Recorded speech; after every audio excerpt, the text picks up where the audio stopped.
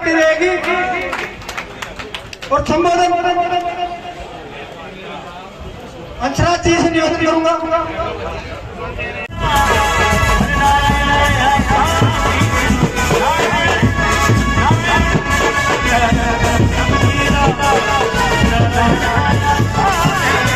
जिस घड़ी का इंतजार था और सबकी एक ही उम्मीद थी कि इस छात्रावास का हमारे को पट्टा मिले तो हमारे छात्रावास में और भी कहीं सहयोग आता है, सरकार का सहयोग आता है, कहीं विधायक मंत्रियों का भी जो सहयोग होता है वो इस छात्रावास में लगे और इसका विकास हो और हमारी जो युवा पीढ़ी, जो हमारा देश का जो भविष्य है, जो छात्र सामने खड़े, युवा साथी खड़े,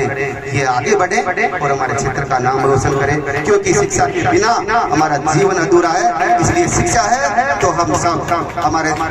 परिवार का और हमारे समाज का नाम रोशन करेंगे और देश की सेवा करेंगे। आज ये सभी हमारे राष्ट्रीय मंत्री जी और कोटपुतली से पधारे हमारे विधायक साहब, अध्यक्ष जी और भाई साहब केला जी और हमारे सभी यहाँ मंचासीन अतिथियों से निवेदन करूंगा, हमारे युवा साहब यहाँ बैठे हैं और अध्यक्ष साहब से निवेदन करूंगा कि ये जो आपका छात्रावास का जो पट्टा है, 2500 वर्ग गज का पट्टा आपके छात्रावास का बन के कंप्लीट हो गया।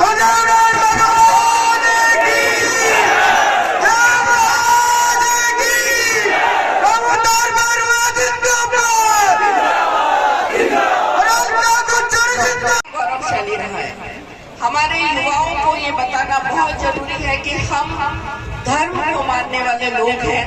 धर्म के हिसाब से विभाजन करने वाले लोग नहीं हैं और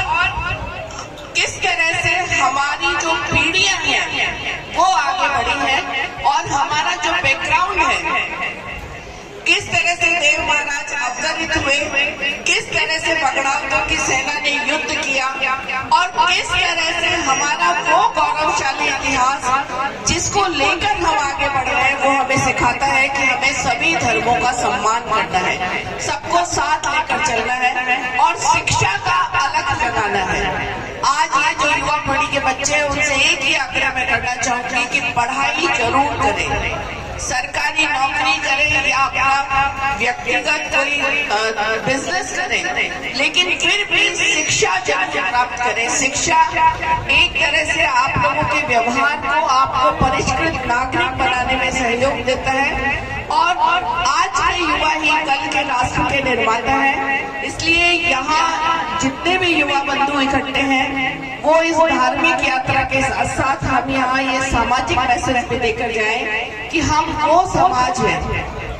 मैं हर सभा में ये जरूर कहती हूँ,